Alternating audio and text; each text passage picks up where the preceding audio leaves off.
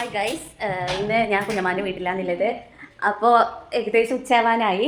അപ്പോൾ ഇവിടെ ഇന്ന് ഒരു ഇലക്കറി വെക്കുന്നുണ്ട്. ഇലക്കറി എന്ത് എല്ലാന്ന് വെച്ചെങ്കിൽ തവരയും ചീരയും മിക്സ്. ചേന, ചീര, തവര ഈ മൂന്ന് ഇല വെച്ചിട്ടാണ് നമുക്ക് കറി ഉണ്ടാക്കുന്നത്. ഇന്ന് കറി ഉണ്ടാക്കുന്നത് ഞാനല്ല, ശനിമയാണ്. ഞാൻ ആക്കിയ ഫ്ലോപ്പായി പോയാലോ. അപ്പോൾ ശനിമയ്ക്ക് വീഡിയോയിൽ വരാൻ ചെറിയൊരു മടിയെല്ലാം ഉണ്ട്. അപ്പോൾ ഞാൻ ആക്കുന്നത് ഏതാണ് കാണിച്ചു തരാം. ആദ്യം തന്നെ ചെയ്തിട്ടുള്ളത് എന്തെന്ന് വെച്ചാൽ, ഇലക്കറി എന്ന് പറയുന്നത് ഭയങ്കര ഈസിയാണ് ആക്കാൻ വേണ്ടിയിട്ട് എന്നാണ് ഞാനിപ്പോൾ അറിയാൻ കഴിഞ്ഞത്. എന്താ വെച്ചെങ്കിൽ എണ്ണ ഒഴിച്ചിട്ട് വെളുത്തുള്ളി ഇട്ടിട്ട് മിക്സ് ആക്കിയാലായി. ഉപ്പിടണം, മറ്റേ നമ്മൾ കാന്താരിയാന്ന് എടുത്തിട്ടില്ലേ, കാന്താരിയും പൊടിച്ചിട്ടിടണം. അത്രയേ ഉള്ളൂ പണി. അപ്പോൾ കാണിച്ചു തരാം. ഗായ്സ്, ഇതാണ് നമ്മുടെ ഇലക്കറിക്ക് വേണ്ടിയിട്ട് നമ്മൾ എടുത്തിട്ടുള്ള ഇലകൾ. ഞാൻ പറഞ്ഞ പോലെ തവര, ഇത് ചീര, ചേനയുടെ ഇല, ഇത്രയും ഇലകളാണുള്ളത്. ആരോഗ്യത്തിന് വളരെ നല്ലതാണ് നമ്മൾ ഇലക്കറി കഴിക്കുന്നത്. കണ്ണിൻ്റെ ആരോഗ്യത്തിനായാലും എല്ലാത്തിനും നല്ലതാണ്. പിന്നെ പോരാത്തതിന് ഇപ്പോൾ നമ്മൾ കർക്കിടക മാസം അല്ലേ, കർക്കിടക മാസത്തിൽ ഇലക്കറിയെല്ലാം കഴിക്കുന്നത് നല്ലതാണ്.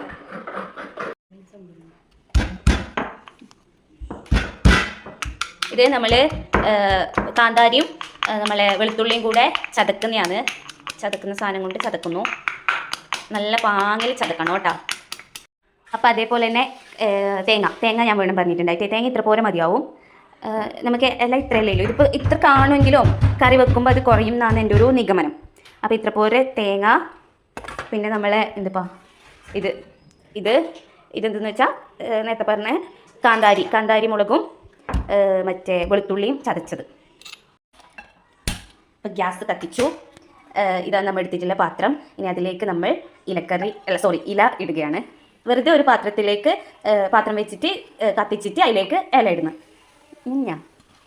അങ്ങനെ ഇല ഇട്ടിട്ട് ഇളക്കണം. ഞാൻ ഇളക്കാം. ഇത് സ്പൂൺ എടുക്കാം അല്ലേ.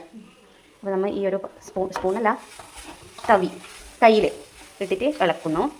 പറഞ്ഞ പോലെ ഞാനൊരു ലെഫ്റ്റ് ഹാൻഡറാണ്. ഇനി അതിലേക്ക് നമ്മൾ ചതച്ച് വെച്ച വെളുത്തുള്ളിയും വെളുത്തുള്ളിയും കാന്താരിയും ചതച്ച് വെച്ചിട്ടേ അതിട്ടു അതിലേക്ക്.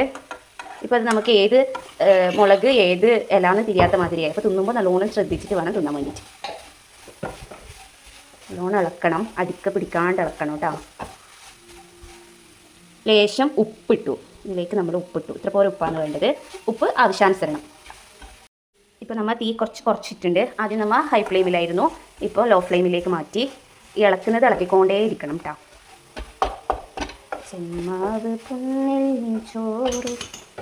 സോറി. ഇപ്പോൾ തന്നെ കണ്ട അതൊരു ഉണ്ട മാതിരിയായി, മനസ്സിലായാ? ആദ്യം ഇങ്ങനെ വേറി ഉണ്ടായതല്ലേ, ഇപ്പോൾ ഒരു ഉണ്ടയായി. ഇത്രയും ഉണ്ടാവുമല്ലോ നമ്മളെ കറി. ഇലക്കറി പൊതുവെ ആരും കഴിക്കാത്തതാണ്, പക്ഷേ ഞാൻ പറയുന്നത് എല്ലാവരും ഇലക്കറിയെല്ലാം കഴിക്കണം. ഞാൻ മുന്നേ കഴിക്കലുണ്ടായിട്ടാ. ഇപ്പോൾ എനിക്ക് ഇലക്കറിയെല്ലാം ഇഷ്ടമാണ്. നമ്മളെ ആരോഗ്യമാണ് നമുക്ക് ഫസ്റ്റ് നോക്കേണ്ടത്.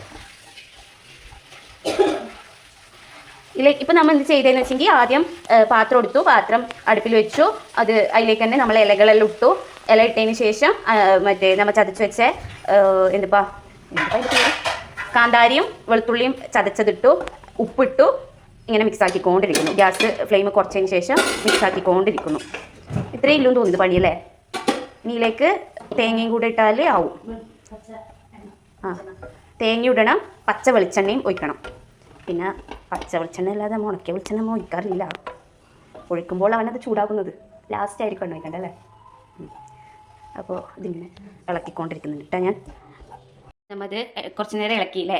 ഇനി ഇളക്കിയതുകൊണ്ട് നമ്മൾ ലേശം നേരം അടച്ച് വെച്ച് വേവിക്കണം. വെള്ളം ഒന്നും കൂട്ടിയിട്ടില്ല, ഒരു പൊടി പോലും വെള്ളം കൂട്ടിയിട്ടില്ല. ഇതിങ്ങനെ അടച്ച് വെച്ചിട്ടായില്ലേ. ഫ്ലെയിം ലോ ഫ്ലെയിം തന്നെ. എൻ്റെ അടുത്ത് ഇടയ്ക്കിടയ്ക്ക് ഇളക്കിക്കൊണ്ടിരിക്കാൻ പറഞ്ഞു. ഇപ്പോൾ നമ്മൾ അടച്ച് വെച്ചിട്ടാണ് വേവിക്കാൻ വെച്ചിട്ടുള്ളത്. അപ്പോൾ നമുക്ക് ഇടയ്ക്ക് ഇങ്ങനെ ഇളക്കാം.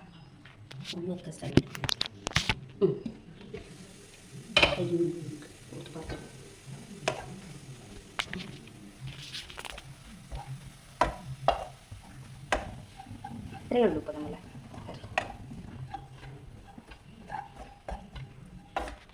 ഏകദേശം ഒരു പരുവ് ആയിട്ടുണ്ട്. ഇനി അതിലേക്ക് നമ്മൾ നേരത്തെ ചിരകി വെച്ച തേങ്ങ എല്ലാം തന്നെ ഇടലായി.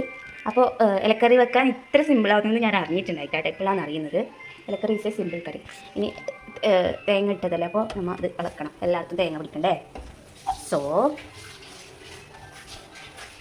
നല്ല പാങ്ങിൽ ഇളക്കിക്കൊണ്ടിരിക്കുക.